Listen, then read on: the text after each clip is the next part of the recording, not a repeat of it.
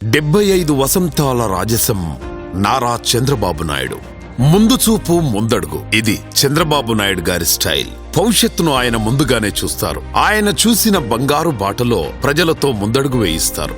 నారేవారిపల్లె అనే చిన్న గ్రామంలో 1950 ఏప్రిల్ 20వ తేదీన అమ్మనమ్మ ఖర్జూరనాయుడు దంపతులకు జన్మించారు చంద్రబాబు. 28 ఏళ్ల వయసులోనే చంద్రగిరి నుంచి పోటీ చేసి గెలిచి మంత్రి అయ్యారు. 1984లో ఎన్టీఆర్ ప్రభుత్వాన్ని రాజకీయ ప్రత్యర్థులు అప్రజాస్వామికంగా కూల్చివేస్తున్నప్పుడు చంద్రబాబు గారి సారథ్యంలో జరిపిన ప్రజాస్వామ్య పరిరక్షణోద్యమం చారిత్రాత్మకం. తెలుగుదేశం పార్టీ ప్రధాన కార్యదర్శిగా పటిష్టమైన పార్టీ యంత్రాంగాన్ని నిర్మించారు. 1995 సెప్టెంబర్ 1న ఉమ్మడి ఆంధ్రప్రదేశ్ ముఖ్యమంత్రిగా బాధ్యతలు స్వీకరించి తెలుగునాట ఒక సరికొత్త శకానికి నాంది పలికారు. దేశంలోనే మొట్టమొదటిసారిగా ఈ గవర్నెన్స్ కు నాంది పలికారు. ఆంధ్రప్రదేశ్ విజన్ 2020 పేరుతో దార్శనిక పత్రం విడుదల చేసి ఐటీ రంగానికి తెలుగునాట సైబరాబాద్ పేరిట ఒక నగరమే నిర్మించి ఇచ్చారు.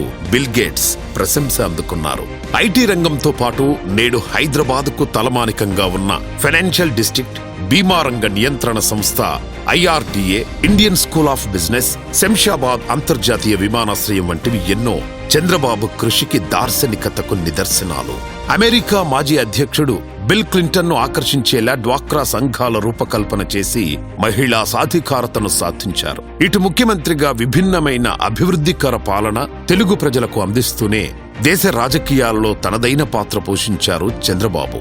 దేవగౌడ, ఐకే గుజరాల్లను ప్రధానులుగా, అబ్దుల్ కలాం, నారాయణన్లను రాష్ట్రపతులుగా చేయడంలో చంద్రబాబు గారిదే ముఖ్య పాత్ర. జీఎంసీ బాలయోగిని లోక్సభ స్పీకర్ ని చేసి దేశానికి తొలి దళిత స్పీకర్ ను అందించారు చంద్రబాబు. కేంద్రంలో తనకెన్ని అద్భుత అవకాశాలు వచ్చినా వాటిని తెలుగు ప్రజల కోసం తప్ప తన స్వార్థం కోసం ఏనాడూ వాడుకోని నిస్వార్థ నాయకుడు చంద్రబాబు గారు. 2004 తర్వాత ప్రతిపక్ష నేతగా రైతులకు గిట్టుబాటు ధరలు, బాబ్లీ ప్రాజెక్టు అంశాలపై పోరాటం చేశారు. అన్నదాత కోసం ఆనాడు 8 రోజుల పాటు నిరాహార దీక్ష చేశారు.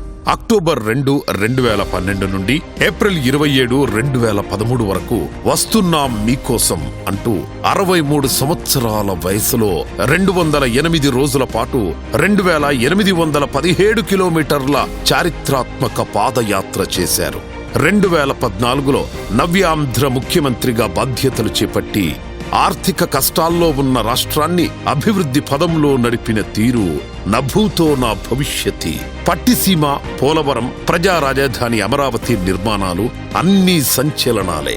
2009 నుంచి 2024 మధ్య మళ్లీ ప్రతిపక్ష నాయకుడిగా విధ్వంసకర వైసీపీ పాలనపై అలుపెరగని పోరాటం చేశారు. టీడీపీ అధినేతగా పార్టీ కార్యకర్తలను కాపాడుకుంటూ ప్రాణత్యాగం చేసిన కార్యకర్తల పాడే మోసి పార్టీ శ్రేణుల్లో ధైర్యం నింపారు. మరోవైపు వైసీపీ ప్రభుత్వ పీడితులైన ప్రజలకు అండగా నిలిచారు. ఫలితంగా నిండు సభలో అవమానాలు ఎదుర్కొన్నారు. చేయని నేరానికి జైలుకు వెళ్లి దుర్మార్గుల పగను భరించారు.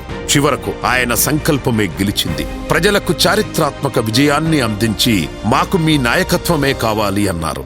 చంద్రబాబు గారు చేసే పోరాటంలో శత్రువులు మారుతుంటారు తప్ప ఆయన పోరాటం ఆగదు. ఇప్పుడు ఆయన P4 పేరిట పేదరిక నిర్మూలనకై పోరాడుతున్నారు. స్వర్ణాంధ్ర సాధించేందుకు రాష్ట్ర సమస్యలపై పోరాడుతున్నారు. ఇటువంటి నిరంతర శ్రమ, నిత్య పోరాటం అనితర సాధ్యం. ఈరోజు తెలుగు జాతి నిండు వెలుగు.